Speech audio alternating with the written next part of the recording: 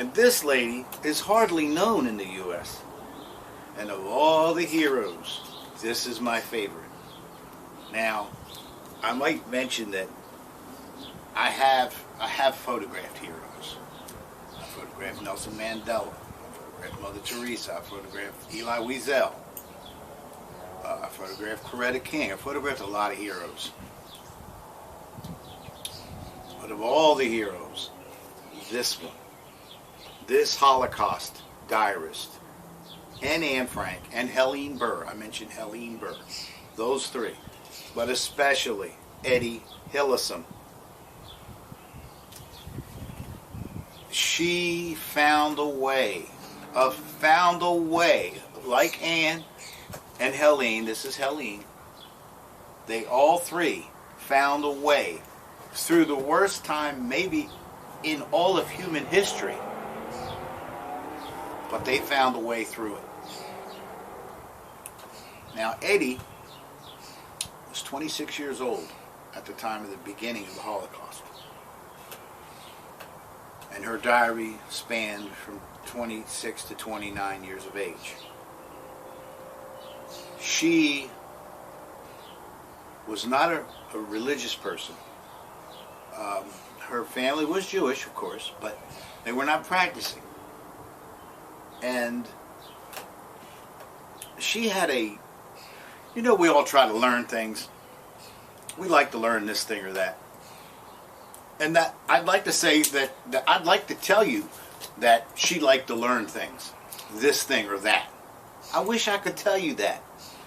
She didn't do it. She wasn't like that. She wasn't like you and I. We take a little learning here, we take a little learning there. Oh no. She was obsessed. She read constantly.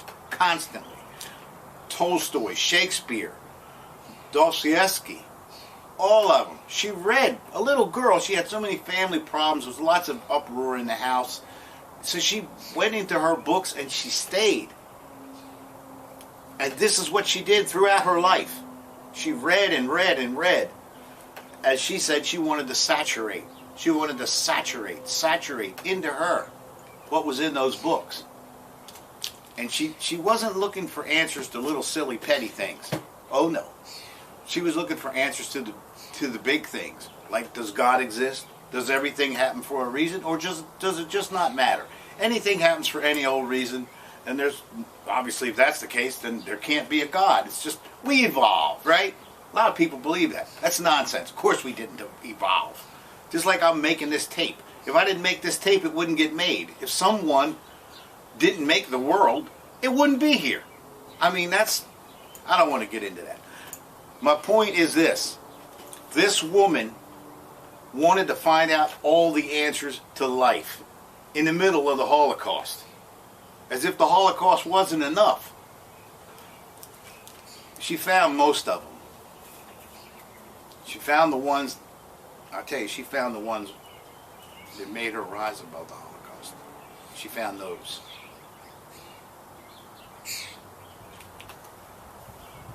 She, like Anne and Helene, had an ability which I surely lack. I don't know, maybe some folks out there have this ability. I do not. She had an ability to be able to appreciate the littlest thing.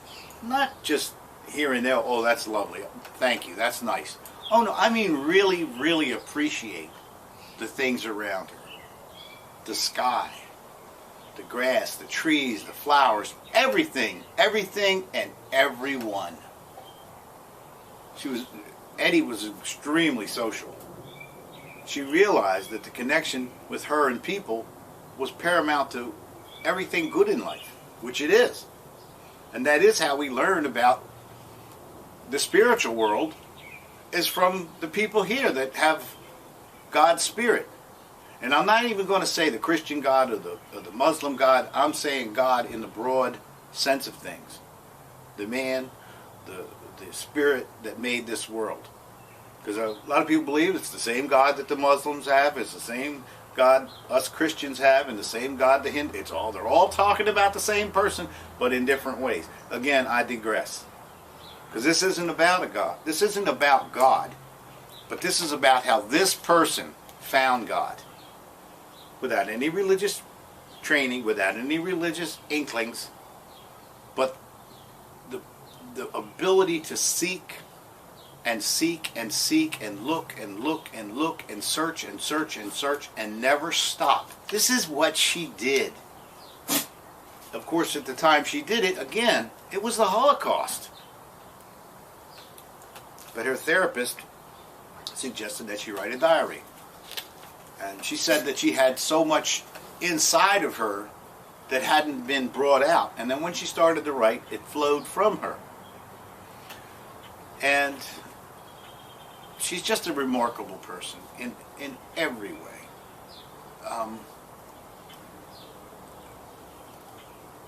She realized that everyone, they hated the Germans for good reason. My Lord, of course you'd hate the Germans. That's just natural. Not to her, not to Etty. That wasn't natural. She says, there's no hate in me. If I started to feel hate in my heart, I know I was sick. And I'd have to see a doctor. That's what she said. So she wasn't going to feel hate. In fact, she realized that the same thing that was in the Germans that was persecuting the Jews was in all people, all mankind. We have that dark side. It's very unfortunate. It's there. She realized it. She wasn't going to blame the Germans. Oh no. So she just realized that she had to make it day to day and try to rise above. Again, this is what she did though. This is what she did. When others were worried that someone was going to take their lives or take their possessions, and they, as she said, they have a sliver of a life. They don't really have any life at all, because everyone knows that the Germans and the Gestapo and such, they're going to pick them up one day soon and put them on a train, and that's going to be that. And everybody knew that, but all they did was worry. Of course they worried. Every day they worried. She didn't worry. Now you're probably saying, how's that she's not worrying? Because she accepted it. Somehow she was able to do this. She did it. She accepted it.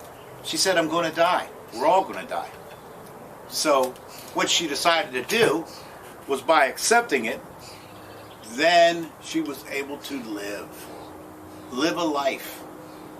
Live it each day, each precious day, each precious moment. She was able to live. She didn't have that cloud hanging over her. She knew it was going to happen. She just accepted it. She said she felt free. Once she accepted that, she felt free. That's a hard thing to accept. But she could read the writing on the wall, and she wasn't willing to trade what time she may have left in worry about possessions and all the terrible things that were going to happen. She figured she'd face that when that time came, being aware that it was there. She said that by accepting death into her life, she extended her life. Again, this is a wise woman. She did extend her life. Because by realizing that, she had nothing to lose. She said, and this is true too, life and death are not opposites. They're part of the same thing. It's a part of the same whole. This is what she understood. Just like a tree. A tree is green, and then a tree, the leaves all fall off every year. That's part of it. That's part of our lives. And she understood it. She accepted it. She always talked about the hint of eternity that she felt in her. She always felt this. Well, sometimes she got depressed and she'd lose that hint of eternity, and she would say that, and sometimes she even wondered if she'd done something wrong. But then she'd wake up the next day, and no, she felt that hint of eternity inside her again. And she knew that was real. That was real. That was coming from someplace. Right here. But again, she read, she reread. She'd write passages again and again and again and again. And as her doctor, who asked her to write the diary, he told her, he said, well, Everything that you read, it all goes into your head. But what happens is you need to take what's here and put it here. And she said she doesn't know how he accomplished that or how that was accomplished, but she realized that's what happened.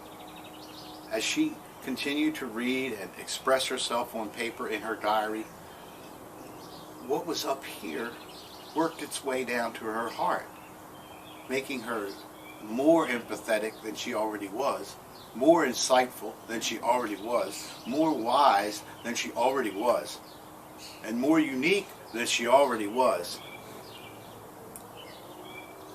But I guess to give you an inkling of how she felt, when the trains would come to take the Jewish people away, they always wanted to have 1,000 people. They're very efficient like this, the Germans. 1,000. You could not have less than 1,000 people. They would raid the hospitals for the elderly and the babies to make sure they had 1,000 people on that train. Could be a few more than 1,000, could never be less. Etty Hillesum, right here in Amsterdam, just like Anne Frank, right up the street. Etty Hillesum was not willing that somebody else would take her place on the train. She wasn't willing. She said, if they go instead of me, that's not right. I need to stand up and go in their place instead of the other way around. Well, her friends, many of who were Gentiles, or Dutch, they didn't really like the logic of this. And they literally picked her up and forcibly kidnapped her. Took her out in the country, showed her this little panel behind a stairwell that she could hide in, and other people had, and they were fine, because since they were Dutch, the Germans weren't normally, as a rule, searching those houses. So the thing is, she could have done all this. She'd be alive today. But she wouldn't do it. She broke away from him, her friend, and said, you don't understand me. And he's like, no, I don't understand you. You're willing to die? But frankly, Etty Hillesum's treasure was not in this world. She dreamed of another world, another place, where there wasn't a Holocaust, where there wasn't death and destruction. That's what she was waiting for. That's what it was. That's what she was waiting for. So, don't forget, Etty Hillesum. Read her diary. It's on PDF.